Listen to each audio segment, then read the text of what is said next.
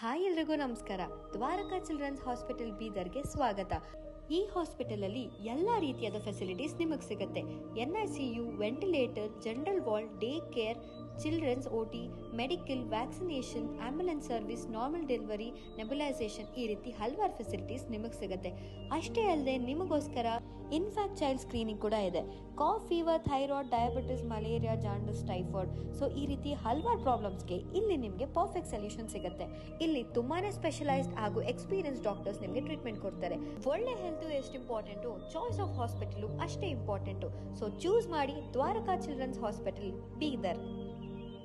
ನಮಸ್ಕಾರ, ನೀವು ನೋಡ್ತಾ ಇದ್ದೀರಾ ಸುದ್ದಿ ಸಮಯ ನ್ಯೂಸ್ ಚಾನಲ್. ಇದು ಲೋಕಲ್ ಎಕ್ಸ್ಪ್ರೆಸ್. ನಾನು ಮಹರ್ದೊಡ್ಡ ಕುಳಿಗಿ. ಮತ್ತೆ ಹೊಸ ಸುದ್ದಿಗಳನ್ನು ತೆಗೆದುಕೊಂಡು ನಾವು ನಿಮ್ಮ ಮುಂದೆ ಬರ್ತಾ ಇದ್ದೀವಿ. ಈ ದಿನದ ಪ್ರಮುಖ ಹೆಡ್ಲೈನ್ಸ್ಗಳನ್ನು ನೋಡ್ಕೊಂಡು ಬರೋಣ. ನಾರಂಜ ಸಹಕಾರ ಸಕ್ಕರೆ ಕಾರ್ಖಾನೆಯ 39ನೇ ವಾರ್ಷಿಕ ಮಹಾಸಭೆ. ವಿವಿಧ ಸಮಸ್ಯೆಗಳ ಕುರಿತು ಸಭೆಯಲ್ಲಿ ಚರ್ಚಿಸಿದ ರೈತರು ಹಾಗೂ ಸದಸ್ಯರು. ಈ ವರ್ಷ 5 ಲಕ್ಷ ಟನ್ ಕಬ್ಬು ನುರಿಸುವ ಗುರಿ ಹೊಂದಲಾಗಿದೆ. ಕಾರ್ಖಾನೆ ಹಾಳಾಗಲು ನಾನು ಯಾವುದೇ ಕಾರಣಕ್ಕೂ ಬಿಡುವುದಿಲ್ಲ. ಅಧ್ಯಕ್ಷ DK ಸಿದ್ದರಾಮ್. ಶಾಹು ಮಹಾರಾಜ್ ಫಾರ್ಮಸಿ ಕಾಲೇಜಿನಲ್ಲಿ ವಿಶ್ವ ಔಷಧಿಕಾರರ ದಿನಾಚರಣೆ ಸಮಾರಂಭ. ನವಬಾದ್ ಕಾಲೇಜಿನಿಂದ ಪ್ರತಾಪ್ ನಗರದವರೆಗೆ ವಿದ್ಯಾರ್ಥಿಗಳಿಂದ ಜಾಗೃತಿ ಜಾಥಾ. ರೋಗಿಗಳ ಸುರಕ್ಷತೆಯಲ್ಲಿ ಫಾರ್ಮಸಿಸ್ಟ್ಗಳ ಕೊಡುಗೆ ಅಪಾರವಾಗಿದೆ. ಡಾಕ್ಟರ್ ರಾಘವೇಂದ್ರ ಪಾಟೀಲ್. ಭಾರತೀಯ ಜನತಾ ಪಕ್ಷದ ವತಿಯಿಂದ ನಗರದಲ್ಲಿ ಕಾಂಗ್ರೆಸ್ ಸರ್ಕಾರದ ವಿರುದ್ಧ ಜರುಗಿದ ಪ್ರತಿಭಟನೆ. ಮಳೆಯನ್ನು ಲೆಕ್ಕಿಸದೆ ಘೋಷಣೆ ಕೂಗುತ್ತಾ ಸಾಗಿದ ಬಿಜೆಪಿ ಕಾರ್ಯಕರ್ತರು. ಸಿದ್ದರಾಮಯ್ಯ ರಾಜೀನಾಮೆ ನೀಡದೇ ಇದ್ರೆ ಕಾಂಗ್ರೆಸ್ ಸರ್ಕಾರ ವಜಾಗೊಳಿಸುವಂತೆ ಜಿಲ್ಲಾಧಿಕಾರಿಗಳ ಮುಖಾಂತರ ರಾಜ್ಯಪಾಲರಿಗೆ ಮನವಿ ಸಲ್ಲಿಕೆ. ಅಪಾಯಕ್ಕೆ ಆಹ್ವಾನಿಸುತ್ತಿರುವ ಚೌಳಿ ಕಮಾನ್ ಕೆಳಗಡೆಯ ಬೃಹತ್ ಗುಂಡಿ. ಈಗಾಗಲೇ ಇಬ್ಬರು ಬೈಕ್ ಸವಾರರು ಈ ಗುಂಡಿಯೊಳಗೆ ಬಿದ್ದು ಗಾಯ ಮಾಡಿಕೊಂಡಿದ್ದಾರೆ. ಗುಂಡಿ ಮುಚ್ಚದ ಅಧಿಕಾರಿಗಳ ವಿರುದ್ಧ ಹಿಡಿಚಾಪ ಹಾಕುತ್ತಿರುವ ಸಾರ್ವಜನಿಕರು. ಇಂದಿನ ಒಂದಿಷ್ಟು ವಾರ್ತೆಗಳ ವಿವರಗಳನ್ನು ನೋಡ್ಕೊಂಡು ಬರೋಣ. ಸಾಲ ಯಾರಿಗೆ ತಾನೇ ಇರೋದಿಲ್ಲ ಹೇಳಿ? ಪ್ರತಿಯೊಂದು ಕಾರ್ಖಾನೆ ಮೇಲೆ ಸಾಲ ಇದ್ದೇ ಇರುತ್ತೆ. ಹೀಗಾಗಿ ನಾರಂಜ ಸಹಕಾರ ಸಕ್ಕರೆ ಕಾರ್ಖಾನೆ ಮೇಲೂ ಸಾಲ ಇದೆ. ಆದರೆ ಅದನ್ನು ಸರಿದೂಗಿಸಿಕೊಂಡು ಹೋಗುವಂಥ ಪ್ರಯತ್ನ ನಿರಂತರವಾಗಿ ನಾನು ಮಾಡ್ತಾ ಇದ್ದೇನೆ. ಈ ವರ್ಷ ಸುಮಾರು 5 ಲಕ್ಷ ಟನ್ ಕಬ್ಬು ನುರಿಸುವಂತಹ ಗುರಿಯನ್ನು ಹೊಂದಲಾಗಿದೆ ಎಂದು ನಾರಂಜ ಸಹಕಾರ ಸಕ್ಕರೆ ಕಾರ್ಖಾನೆಯ ಅಧ್ಯಕ್ಷರಾಗಿರುವಂತಹ DK ಸಿದ್ದರಾಮ್ ಅವರು ತಿಳಿಸಿದರು. ಜನವಾಡ ಸಮೀಪದ GN ನಗರದಲ್ಲಿರುವಂತಹ ನಾರಂಜ ಸಹಕಾರ ಸಕ್ಕರೆ ಕಾರ್ಖಾನೆಯ ಆವರಣದಲ್ಲಿ ಕಾರ್ಖಾನೆಯ 39ನೇ ವಾರ್ಷಿಕ ಮಹಾಸಭೆಯ ನಂತರ ಸುದ್ದಿಗಾರರೊಂದಿಗೆ ಅವರು ಮಾತನಾಡಿದರು. ರೈತರ ಬೇಡಿಕೆಯಂತೆ ಹೆಚ್ಚಿನ ಒಂದು ಸಕ್ಕರೆ ಕೊಡುವಂಥ ಪ್ರಯತ್ನವನ್ನು ಮಾಡ್ತಾ ಇದ್ದೇವೆ. ನಮ್ಮಲ್ಲಿ ಕಬ್ಬು ಕಡಿಮೆ ಬಿದ್ದರೆ ಮಾತ್ರ ರೈತರ ಒಂದು ಅನುಮತಿಯನ್ನು ಪಡ್ಕೊಂಡು ಹೊರ ರಾಜ್ಯಗಳಿಂದ ಕಬ್ಬನ್ನು ತರಿಸುವಂಥ ಪ್ರಯತ್ನ ಮಾಡ್ತಾ ಇದ್ದೇನೆ. ಹೀಗಾಗಿ ರೈತರ ಹಿತ ಕಾಪಾಡುವುದೇ ನನ್ನ ಒಂದು ಮೂಲ ಗುರಿಯಾಗಿದೆ ಎನ್ನುವಂಥ ಮಾತನ್ನು ಕೂಡ ಒಂದು ಕಾರ್ಖಾನೆಯ ಅಧ್ಯಕ್ಷರಾಗಿರುವಂತಹ DK ಸಿದ್ದರಾಮ್ ಹೇಳಿದರು. ಸಕಾಲಕ್ಕೆ ನಮ್ಮ ಹೊಲದಲ್ಲಿರುವಂತಹ ಕಬ್ಬು ಒಯ್ಯಲು ಬರ್ತಾ ಇಲ್ಲ ಎಂಬ ಅಸಮಾಧಾನ ರೈತರು ಸಭೆಯಲ್ಲಿ ವ್ಯಕ್ತಪಡಿಸಿದರು. ಇದಕ್ಕೆ ಉತ್ತರಿಸಿದ ಅಧ್ಯಕ್ಷರು ಅದನ್ನು ಸರಿಪಡಿಸಿಕೊಳ್ಳುವಂಥ ಪ್ರಯತ್ನ ಮಾಡ್ತಾ ಇದ್ದೇನೆ. ಮಂಡಳಿಯಲ್ಲಿ ಚರ್ಚಿಸಿ ಸರಿಯಾದ ಸಿಬ್ಬಂದಿಗಳನ್ನು ನೇಮಿಸಿ ರೈತರ ಕಬ್ಬು ಒಯ್ಯುವ ವ್ಯವಸ್ಥೆಯನ್ನು ಮಾಡ್ತಾ ಇದ್ದೇವೆ. ಕೆಲವೊಮ್ಮೆ ರೈತರು ಬರೀ ಕಬ್ಬುಗಳನ್ನೇ ಬೆಳೆಸಿದಾಗ ಸ್ಪರ್ಧೆ ಸಹಜವಾಗಿ ಹೆಚ್ಚಾಗುತ್ತೆ. ಇಂಥ ಸಂದರ್ಭದಲ್ಲಿ ಕೆಲಸದ ಒತ್ತಡ ಹೆಚ್ಚಾಗಿ ಕೆಲವು ರೈತರ ಕಬ್ಬು ಒಯ್ಯದೇ ಇರಬಹುದು. ಆದರೆ ಮುಂದಿನ ದಿನಗಳಲ್ಲಿ ಈ ಸಮಸ್ಯೆ ಬಗೆಹರಿಸಲಾಗುವುದು ಎನ್ನುವಂಥ ಮಾತನ್ನು DK ಸಿದ್ದರಾಮ್ ಅವರು ಹೇಳ್ತಾರೆ. ಕಾರ್ಖಾನೆಗೆ ಸಾಲ ಇದೆ ಎಂದು ಹೆದರುವ ಪ್ರಶ್ನೆಯೇ ಇಲ್ಲ. ಈ ಕುರಿತು ಮುಂದಿನ ದಿನಗಳಲ್ಲಿ ಕಾರ್ಖಾನೆ ಸದಸ್ಯರೆಲ್ಲರೂ ಸೇರಿಕೊಂಡು ಜಿಲ್ಲಾ ಉಸ್ತುವಾರಿ ಸಚಿವ ಈಶ್ವರ್ ಖಂಡ್ರೆ ಅವರಿಗೂ ಭೇಟಿಯಾಗಿ ಕಾರ್ಖಾನೆಯ ಸಮಸ್ಯೆಗಳ ಕುರಿತು ಮಾತನಾಡುತ್ತೇವೆ. ಅವಶ್ಯಕತೆ ಇದ್ದರೆ ಮುಖ್ಯಮಂತ್ರಿಗಳಿಗೂ ಭೇಟಿಯಾಗಿ ಕಾರ್ಖಾನೆಯ ಸಮಸ್ಯೆಗಳ ಬಗ್ಗೆ ಮಾತನಾಡಿ ಸಮಸ್ಯೆಯನ್ನು ಬಗೆಹರಿಸುವಂಥ ಕುರಿತು ಚರ್ಚಿಸುತ್ತೇನೆ. ಆದರೆ ರೈತರಿಗೆ ಯಾವುದೇ ಕಾರಣಕ್ಕೂ ತೊಂದರೆ ನೀಡಿ ಕಾರ್ಖಾನೆ ನಡೆಸುವ ನೌಬತ್ತು ನಮಗೆ ಬಂದಿಲ್ಲ ಎನ್ನುವಂಥ ಮಾತು DK ಸಿದ್ದರಾಮ್ ಅವರು ಹೇಳಿದರು. ಅಷ್ಟೇ ಅಲ್ಲದೆ ರೈತರು ನಮ್ಮ ಬೆನ್ನ ಹಿಂದೆ ಇರುವಾಗ, ರೈತರು ನಮಗೆ ಧೈರ್ಯ ಕೊಡುವಾಗ ನಾವೇಕೆ ಹೆದರಬೇಕು ಅನ್ನುವಂಥ ಮಾತನ್ನು ಕೂಡ ಅವರು ಹೇಳ್ತಾರೆ. ಇದೇ ವೇಳೆ DCC ಬ್ಯಾಂಕ್ ನಿರ್ದೇಶಕರಾದ ಉಮಾಕಾಂತ್ ನಾಗಮರಪಳ್ಳಿ ಸೇರಿದಂತೆ ಕಾರ್ಖಾನೆಯ ಎಲ್ಲ ಆಡಳಿತ ಮಂಡಳಿ ಸದಸ್ಯರು, ನಿರ್ದೇಶಕರು ಹಾಗೂ ರೈತರು, ಷೇರುದಾರರು ಈ ಸಂದರ್ಭದಲ್ಲಿ ಉಪಸ್ಥಿತರಿದ್ದರು. ಸಕ್ಕರೆ ಕಾರ್ಖಾನೆ 39ನೇ ವಾರ್ಷಿಕ ಮಹಾಸಭೆ ಇವತ್ತೇನಿತ್ತು. ಸನ್ಮಾನ್ಯ ಸಹಕಾರ ಮಹರ್ಷಿಗಳಾಗಿರ್ತಕ್ಕಂಥ ಗುರುಪಾದಪ್ಪ ನಾಗಮರಪಳ್ಳಿ ಸಾಹೇಬರು ಸ್ಥಾಪಿಸಿರ್ತಕ್ಕಂಥ ಈ ಸಂಸ್ಥೆ ಸನ್ಮಾನ್ಯ ಉಮಾಕಾಂತ್ ನಾಗಮರಪಳ್ಳಿ ಸಾಹೇಬರು ಮಾರ್ಗದರ್ಶನ ಮೇರೆಗೆ ನಮ್ಮ ಎಲ್ಲ ಆಡಳಿತ ಮಂಡಳಿ ನಿರ್ದೇಶಕರ ಸಹಕಾರದ ಮೇರೆಗೆ ಭಾಳ ಒಳ್ಳೆಯ ರೀತಿಯಿಂದ ನಡೆಸಿಕೊಂಡು ಹೋಗ್ತಾ ಇದ್ದೇವೆ. ಈ ವರ್ಷವೂ ಕೂಡ ನಾವು 5 ಲಕ್ಷ ಟನ್ ಕಬ್ಬು ದೊರೆಯುವ ಗುರಿಯನ್ನು ಹೊಂದಿರುತ್ತೇವೆ. ಕಳೆದ ಬಾರಿಯೂ ನಮ್ಮಲ್ಲಿ ಕಬ್ಸಾಗಿರ್ತಕ್ಕಂಥ ಎಲ್ಲ ರೈತರಿಗೆ ಸಮಯಕ್ಕನುಸಾರವಾಗಿ ನಾವು ಪೇಮೆಂಟ್ ಕೂಡ ಮಾಡಿರ್ತೇವೆ. ಸಕ್ಕರೆ ಕೂಡ 1 kg ಪ್ರತಿ ರೈತರಿಗೆ ನಾವು ವಿತರಣೆಯನ್ನು ಮಾಡಿರ್ತೇವೆ. ಈ ವರ್ಷವೂ ಕೂಡ ಎಲ್ಲ ಕಾರ್ಖಾನೆ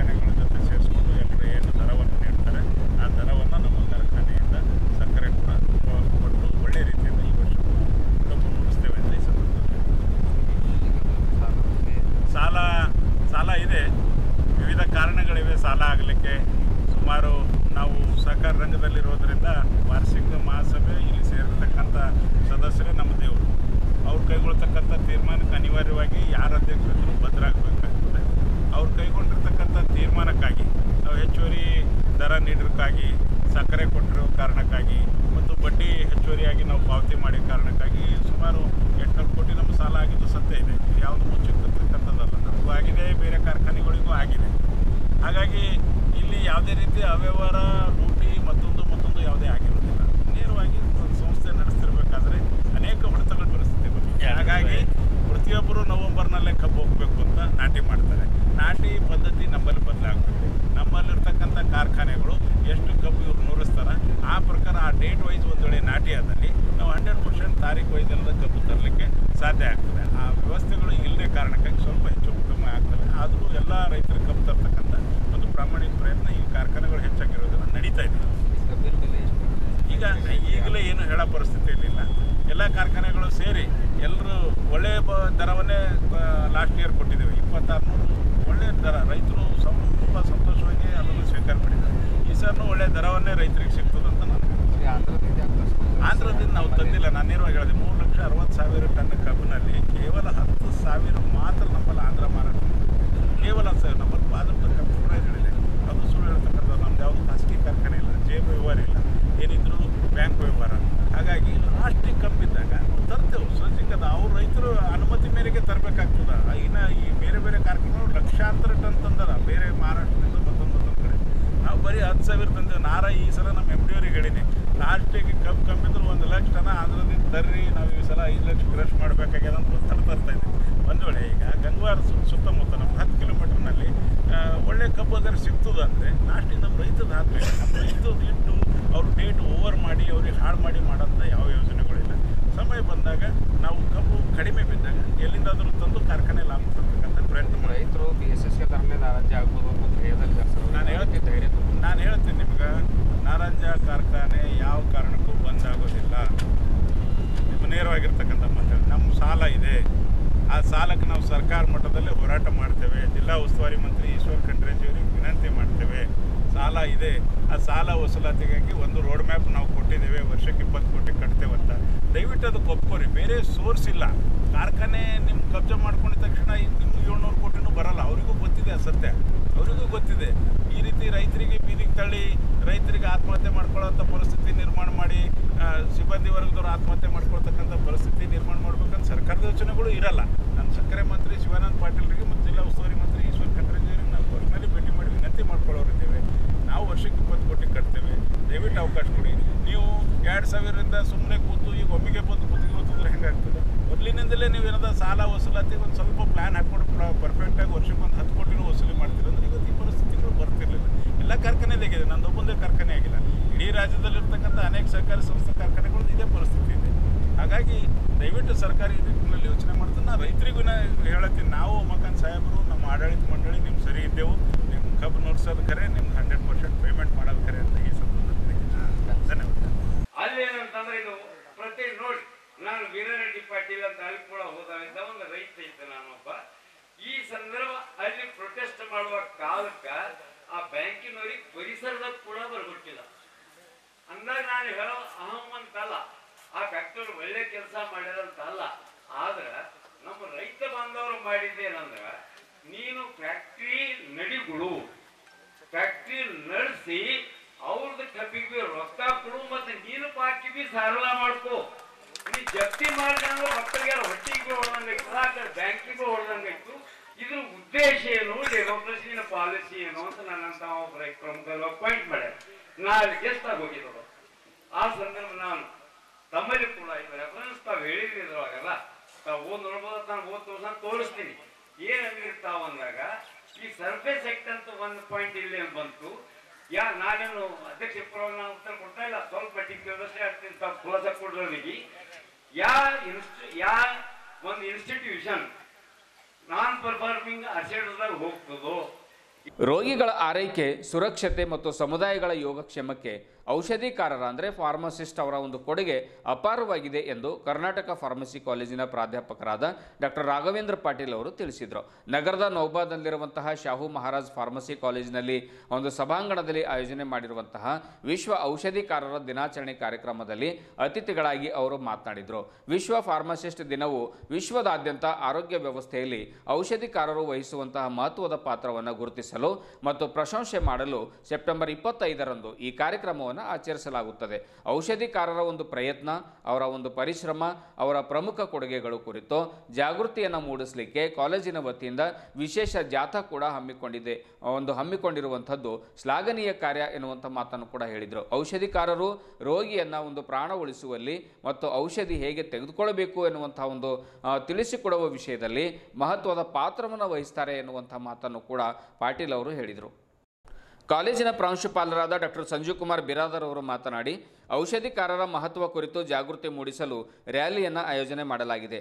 ಆರೋಗ್ಯ ರಕ್ಷಣೆಯಲ್ಲಿ ಔಷಧಿಕಾರರ ಪ್ರಮುಖ ಪಾತ್ರ, ಎಲ್ಲರಿಗೂ ಸುರಕ್ಷಿತ ಮತ್ತು ಪರಿಣಾಮಕಾರಿ ಔಷಧ ನಿರ್ವಹಣೆಯನ್ನು ಖಚಿತಪಡಿಸಿಕೊಳ್ಳಲು ಔಷಧಿಕಾರರು, ಆರೋಗ್ಯ ಪೂರೈಕೆದಾರರು ಮತ್ತು ಸಮುದಾಯದ ನಡುವೆ ನಡೀತಾ ಇರುವಂಥ ಸಹಯೋಗವನ್ನು ಈ ದಿನ ಪ್ರೋತ್ಸಾಹಿಸುತ್ತದೆ ಎನ್ನುವಂಥ ಮಾತನ್ನು ಹೇಳಿದರು. ಇದೇ ವೇಳೆ ಶಾಹು ಮಹಾರಾಜ್ ಸಂಸ್ಥೆ ಅಧ್ಯಕ್ಷ ಅನಿಲ್ ಕುಮಾರ್ ಕಾಳೆ, ಸಂಸ್ಥೆಯ ಪ್ರಮುಖರಾದ Y Madhavrao, professor LG Kulkarni, professor H Mahesh, professor Thakur Lakhan Singh, professor Mozam Khan, ಆಡಳಿತಾಧಿಕಾರಿ ಲೋಕೇಶ್ ಸೇರಿದಂತೆ ವಿದ್ಯಾರ್ಥಿನಿಯರು, ಬೋಧಕೇತರ ಸಿಬ್ಬಂದಿ ವರ್ಗದವರು ಉಪಸ್ಥಿತರಿದ್ದರು. ಔಷಧಿಕಾರರ ಕುರಿತು ಜಾಗೃತಿಯನ್ನು ಮೂಡಿಸಲು ನೌಬಾದ್ನ ಶಾಹು ಮಹಾರಾಜ್ ಫಾರ್ಮಸಿ ಕಾಲೇಜಿನಿಂದ ಪ್ರತಾಪ್ ನಗರದವರೆಗೆ ವಿದ್ಯಾರ್ಥಿಗಳಿಂದ ಜಯಘೋಷಗಳ ಮೂಲಕವಾಗಿ ಜಾಗೃತಿ ಜಾಥಾ ನಡೆಯಿತು. ಕಮ್ಯುನಿಕೇಷನ್ ಎಲ್ಲ ವಿದ್ಯಾರ್ಥಿಗಳಿಗೆ ಮತ್ತು ಫಾರ್ಮಸಿ ಅಂದರೆ ಏನು ನಮ್ಮ ಕಾಮನ್ ಮ್ಯಾನಿಗೆ ಗೊತ್ತಾಗಬೇಕು. ಫಾರ್ಮಸಿನಲ್ಲಿ ಯಾವುದೇ ಥರದ ಉದ್ಯೋಗ ಸೃಷ್ಟಿ ಮತ್ತು ಕಮ್ಯುನಿಕೇಷನ್ ಮತ್ತು ನಮ್ಮ ಫಾರ್ಮಸಿಸ್ಟ್ ಅವರು ಕೊರೋನಾದಲ್ಲಿ ಭಾಳಷ್ಟು ಕಷ್ಟಪಟ್ಟಿದ್ದಾರೆ. ಅವರ ಗೋಲ್ ಏನು, ಆ ಥರದ ವಿಷಯಗಳನ್ನೆಲ್ಲ ಇಟ್ಕೊಂಡು ಇವತ್ತಿನ ದಿವಸ ಒಂದು ರ್ಯಾಲಿ ನಮ್ಮ ಶಾಹು ಕಾಲೇಜ್ ಫಾರ್ಮಸಿ ಹಮ್ಮಿಕೊಂಡಿದ್ದಾರೆ. ಡಾಕ್ಟರ್ ಸಂಜೀವ್ ಕುಮಾರ್ ಬಿರಾದರ್ ಪ್ರಿನ್ಸಿಪಾಲ್ ಮತ್ತು ಡಾಕ್ಟರ್ LG ಕುಲಕರ್ಣಿ ಮತ್ತು ಎಲ್ಲ ನಮ್ಮ ಫಾರ್ಮಸಿ ಕಾಲೇಜಿನ ವಿದ್ಯಾರ್ಥಿ ಸಮೂಹ ಮತ್ತು ಬೋಧಕ ಮಿತ್ರರು, ಬೋಧಕೇತರ ಮಿತ್ರರು ಅವರೆಲ್ಲ ಇವತ್ತಿನ ದಿವಸ ಕಾರ್ಯಕ್ರಮದಲ್ಲಿ ಭಾಗವಹಿಸಿದ್ದಾರೆ. ಮತ್ತು ಈ ವಿದ್ಯಾರ್ಥಿಗಳು ಸುಮಾರು 200-300 ವಿದ್ಯಾರ್ಥಿಗಳು ಇವತ್ತಿನ ಕಾರ್ಯಕ್ರಮದಲ್ಲಿ ಭಾಗವಹಿಸಿದ್ದಾರೆ. ಅತಿ ಹೆಚ್ಚಿನ ಸಂತೋಷ ಆಗುತ್ತದೆ. ಫಾರ್ಮಸಿಸ್ಟ್ಗಳ ಪಾತ್ರ ಏನು, ಸೇವೆ ಅವರು ಏನಂತ ಅದೇ ಹೇಳಿದ್ರು ಸರ್. ಇದ್ರ ಬಗ್ಗೆ ಈಗ ಏನಂತಂದರೆ ಅವರು ಡಿಸ್ಪೆನ್ಸಿಂಗ್ ಅಂತ ಮಾಡ್ತಾರೆ ಇದರಲ್ಲಿ ಹಾಸ್ಪಿಟಲ್ನಲ್ಲಿ. ಮತ್ತು ಔಷಧಗಳು ಕೊಡ್ತಾರೆ. ಔಷಧಗಳು ಯಾವ ರೀತಿ ತೊಗೋಬೇಕು, ಎಷ್ಟು ಸಲ ತೊಗೋಬೇಕು, ಅವ್ರದ್ದು ಕಾರ್ಯಕ್ಷಮತೆ ಏನು, ಎಫೆಕ್ಟ್ ಏನು, ಅವ್ರದ್ದು ಅಡ್ವರ್ಸ್ ರಿಯಾಕ್ಷನ್ ಮತ್ತು side effect. Very happy world pharmacist day to the entire community.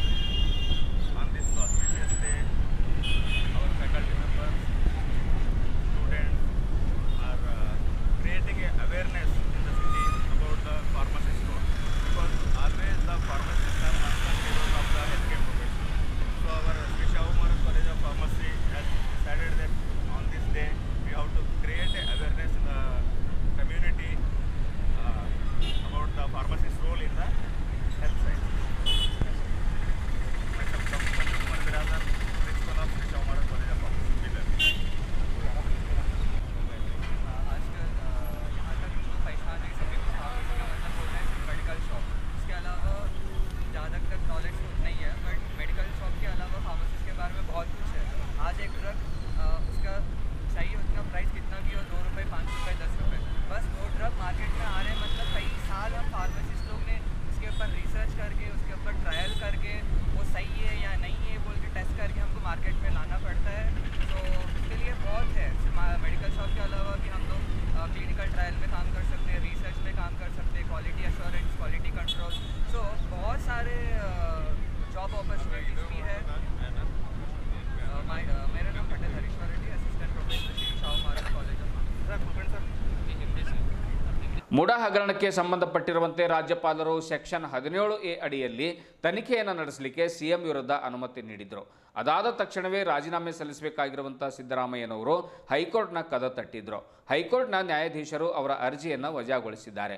ತಕ್ಷಣವೇ ನೈತಿಕ ಹೊಣೆ ಹೊತ್ತು ರಾಜೀನಾಮೆಯನ್ನು ಸಿಎಂ ಅವರು ನೀಡಬೇಕಾಗಿತ್ತು. ಆದರೆ ಸಿದ್ದರಾಮಯ್ಯ ಇನ್ನು ಕಾನೂನು ಹೋರಾಟ ಮಾಡುವುದಾಗಿ ಕಾಲಹರಣ ಮಾಡ್ತಾ ಇದ್ದಾರೆ ಎಂದು ಬಿಜೆಪಿ ಜಿಲ್ಲಾಧ್ಯಕ್ಷ ಸೋಮನಾಥ್ ಪಾಟೀಲ್ ಹುಡುಗಿ ಹೇಳಿದರು. ನಗರದಲ್ಲಿ ಹಮ್ಮಿಕೊಂಡಿರುವಂಥ ಪ್ರತಿಭಟನೆಯನ್ನು ಉದ್ದೇಶಿಸಿ ಮಾತನಾಡಿರುವಂತಹ ಅವರು ಮುಡಾ ಹಗರಣ ಸೇರಿದಂತೆ ವಾಲ್ಮೀಕಿ ಹಗರಣ, ಕೆಐಡಿಬಿ ಹಗರಣ ಹಾಗೂ ಇನ್ನಿತರ ಹಲವು ಹಗರಣಗಳ ಒಂದು ಸುಳಿಯಲ್ಲಿ ಸಿಲುಕಿಕೊಂಡಿರುವಂಥ ಸಿದ್ದರಾಮಯ್ಯನವರು ಕೂಡಲೇ ರಾಜೀನಾಮೆ ನೀಡದೇ ಇದ್ದರೆ ಸರ್ಕಾರವನ್ನು ವಜಾಗೊಳಿಸಬೇಕೆಂದು ಭಾರತೀಯ ಜನತಾ ಪಕ್ಷದ ವತಿಯಿಂದ ಜಿಲ್ಲಾಧಿಕಾರಿಗಳ ಮುಖಾಂತರವಾಗಿ ರಾಜ್ಯಪಾಲರಿಗೆ ಬೀದರ್ ನಗರದಲ್ಲಿ ಮನವಿ ಪತ್ರವನ್ನು ಸಲ್ಲಿಸಿದರು.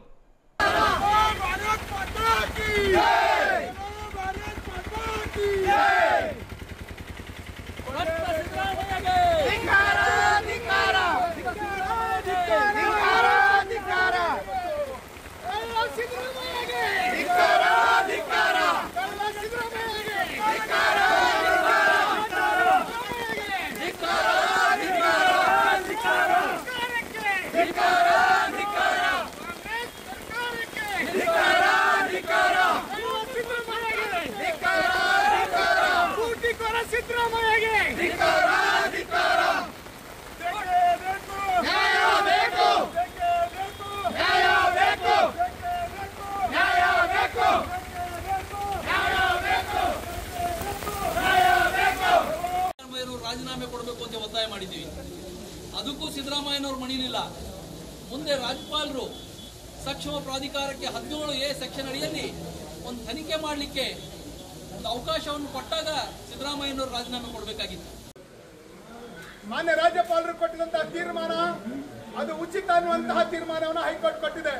ಇವತ್ತು ಮುಖ್ಯಮಂತ್ರಿಗಳು ನೈತಿಕ ಹೊಣೆ ಹೊತ್ತು ರಾಜ್ಯದ ನ್ಯಾಯಾಲಯಕ್ಕೆ ಗೌರವವನ್ನು ಕೊಟ್ಟು ರಾಜೀನಾಮೆ ಕೊಡಬೇಕಂತೇಳಿ ಇವತ್ತು ಭಾರತೀಯ ಜನತಾ ಪಾರ್ಟಿ ಜಿಲ್ಲಾಧ್ಯಕ್ಷರ ನೇತೃತ್ವದಲ್ಲಿ ಹೋರಾಟವನ್ನು ಮಾಡ್ತಾ ಇದ್ದೇವೆ. ಸುರಿಯುವಂತಹ ಮಳೆಯಲ್ಲಿ ಇವತ್ತು ನಾವು ರಾಜ್ಯದ ಪರವಾಗಿ ಕೇಳ್ತಾ ಇದ್ದೇವೆ. ಸ್ವಲ್ಪ ಆದರೂ ನೈತಿಕತೆ ಇದ್ರೆ ಮುಖ್ಯಮಂತ್ರಿ ಅವರು ರಾಜೀನಾಮೆ ಕೊಟ್ಟು ಇವತ್ತು ಜನರ ಮಧ್ಯೆ ಹೋಗಬೇಕನ್ನುವಂತ ಮಾತನ್ನ ಹೇಳಿ ಈ ಹೋರಾಟ ಇಡೀ ರಾಜ್ಯದಲ್ಲಿ ಮತ್ತೆ ಉಗುರಾಗುತ್ತಂತೆ ಎಚ್ಚರಿಕೆಯನ್ನು ಕೊಟ್ಟು ಮಾತಿಗೆ ವಿರಾಮ ಕೊಡ್ತೇನೆ. ಭಾರತ್ ಮಾತಾ ಕಿ ಕೊಡಲೇಬೇಕು, ಕೊಡಲೇಬೇಕು,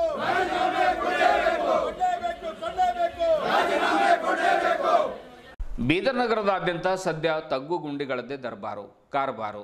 ಎಲ್ಲೆಂದರಲ್ಲಿ ರಸ್ತೆ ಒಡೆದು ಗುಂಡಿಗಳು ಬಿದ್ದಿರುವಂಥದ್ದು ಸರ್ವೇ ಸಾಮಾನ್ಯವಾಗಿ ಇವಾಗ ತಮಗೆಲ್ಲ ಕಾಣಿಸ್ತಾ ಇದೆ. ಆದರೆ ಈ ಗುಂಡಿಗಳನ್ನು ಮುಚ್ಚುವ ಗೋಜಿಗೆ ಮಾತ್ರ ಅಧಿಕಾರಿಗಳು ಹೋಗುವುದೇ ಇಲ್ಲ ಎಂಬುದು ಸಾರ್ವಜನಿಕರ ಒಂದು ಗುಸುಗುಸು ಚರ್ಚೆ.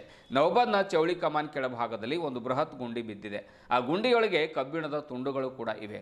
ರಾತ್ರಿ ಸಂದರ್ಭದಲ್ಲಿ ಯಾರಾದರೂ ಬೈಕ್ ಸವಾರರು ಈ ಗುಂಡಿಯೊಳಗೆ ಅಪ್ಪಿ ಏನಾದರೂ ಬಿದ್ದರೆ ಕೈಕಾಲು ಮುರಿಯೋದು ಗ್ಯಾರಂಟಿ. ಈಗಾಗಲೇ ಇಬ್ಬರು ಬೈಕ್ ಸವಾರರು ಈ ಗುಂಡಿಯೊಳಗೆ ಬಿದ್ದು ಕೈಕಾಲಿಗೆ ಗಾಯ ಮಾಡಿಕೊಂಡಿದ್ದಾರೆ ಎನ್ನುವಂಥ ಮಾತನ್ನು ಕೂಡ ಸ್ಥಳೀಯರು ಹೇಳ್ತಾ ಇದ್ದಾರೆ. ಈ ರಸ್ತೆಯಲ್ಲಿ ಓಡಾಡುವ ಸಾರ್ವಜನಿಕರು ಅಧಿಕಾರಿಗಳ ವಿರುದ್ಧ ಹಿಡಿಶಾಪವನ್ನು ಹಾಕ್ತಾ ಇದ್ದಾರೆ. ಅಷ್ಟೇ ಅಲ್ಲ, ಶಿವನಗರದ ಪೆಟ್ರೋಲ್ ಪಂಪ್ ಎದುರುಗಡೆ ಇರಬಹುದು, ಮೈಲೂರು ಕ್ರಾಸ್ ಹತ್ತಿರ ಇರಬಹುದು, ಇನ್ನು ಹಲವಾರು ಕಡೆಗಳಲ್ಲಿ ತಗ್ಗು ಗುಂಡಿಗಳು ನಗರದಲ್ಲಿ ಬಿದ್ದಿದ್ದು ಸಾರ್ವಜನಿಕರು ಓಡಾಡುವುದೇ ದುಸ್ತರವಾಗಿದೆ ಎನ್ನುವಂಥದ್ದು ಜನರ ಒಂದು ಅಂಬೋಣ. ಆದ್ದರಿಂದ ಅಧಿಕಾರಿಗಳು ಕೂಡಲೇ ಈ ಒಂದು ರಸ್ತೆ ಗುಂಡಿಗಳನ್ನು ಮುಚ್ಚುವಂಥ ಕೆಲಸ ಮಾಡಬೇಕು. ಮಳೆಗಾಲ ಇರೋದ್ರಿಂದ ಎಲ್ಲಿ ಟೆಗ್ ಬಿದ್ದಿರುತ್ತೆ, ಎಲ್ಲಿ ಗುಂಡಿಗಳಿರುತ್ತೆ ಅನ್ನೋದು ನೀರು ನಿಂತಾಗ ಸಹಜವಾಗಿ ಸಾರ್ವಜನಿಕರಿಗೆ, ಬೈಕ್ ಸವಾರರಿಗೆ ಅಥವಾ ಪ್ರಯಾಣಿಕರಿಗೆ ಯಾವುದೇ ಕಾರಣಕ್ಕೂ ಕೂಡ ಗೊತ್ತಾಗೋದಿಲ್ಲ. ಈ ಸಂದರ್ಭದಲ್ಲಿ ಮಕ್ಕಳು ಇನ್ನಿತರ ಪ್ರಯಾಣಿಕರು ಒಂದು ಓಡಾಡುವಾಗ ತಗ್ಗಿನಲ್ಲಿ ಏನಾದರೂ ಸಿಕ್ಕಿಬಿದ್ರೆ ಅಥವಾ ತಗ್ಗಿನಲ್ಲಿ ಏನಾದರೂ ಮುಳುಗಿ ಹೋಗಿದ್ರೆ ಏನು ಪರಿಸ್ಥಿತಿ ಬರಬಹುದು, ಏನು ತೊಂದರೆ ಬರಬಹುದು ಅನ್ನುವಂಥದ್ದು ಸಾರ್ವಜನಿಕರು ಸದ್ಯಕ್ಕೆ ಬೀದರ್ ನಗರದಲ್ಲಿ ಮಾತನಾಡ್ಕೊಳ್ತಾ ಇದ್ದಾರೆ. ಮಳೆ ಬೇರೆ ನಿರಂತರವಾಗಿ ಬರ್ತಾ ಇದೆ. ಆದ್ದರಿಂದ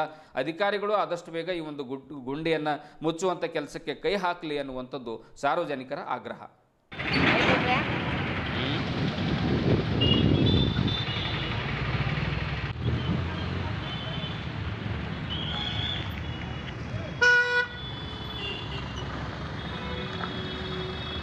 ಗಾಡಿ ಒಳಗಿದ್ದಾರೆ ಸರ್, ಒಳಗಿಂದ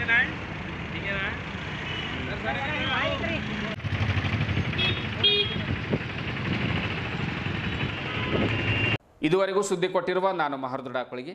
ಮತ್ತೆ ಮುಂದಿನ ವಾರ್ತೆಗಳೊಂದಿಗೆ ಭೇಟಿಯಾಗೋಣ. ವಂದನೆಗಳು.